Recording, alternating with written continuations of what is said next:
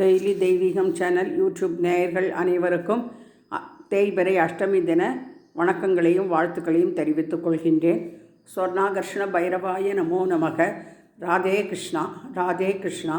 அயோத்தி ஸ்ரீ ராமச்சந்திரமூர்த்திக்கு ஜெய்.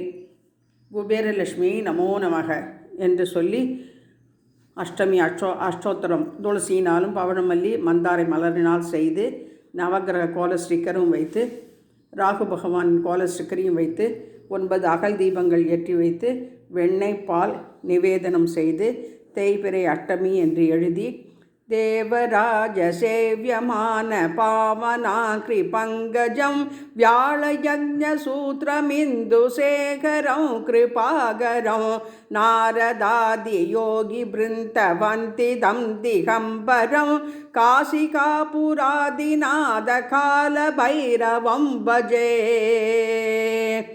भानुकोटि भास्वरं पवाब्धि तारकं परं नीलकण्ठमीप्सितार्थदायकं त्रिलोचनं कालकालमम्बुजाक्षमक्षशूलमक्षरं काशिकापुरादिनाथ कालभैरवं भजे.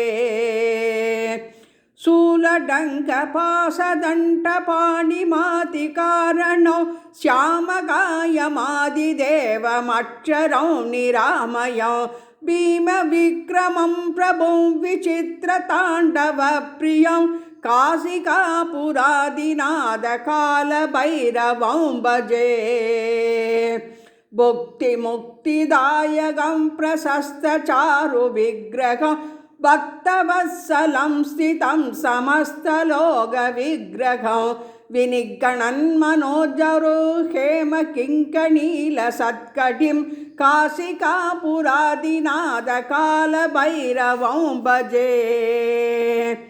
धर्मसेतुबालकं स्वधर्ममार्गनाशकं कर्मपाशमोचकं सुशर्मदायकं विभो स्वर्णवर्णशेषपाश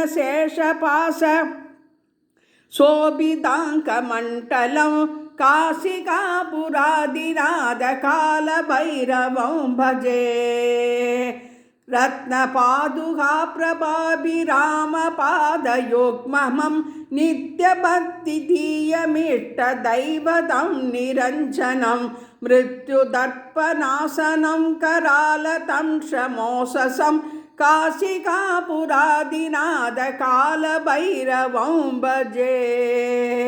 स्वर्णागर्ष्ण भैरवाय नमो नमः. सूर्यनारायण स्वामिने नमो नमः.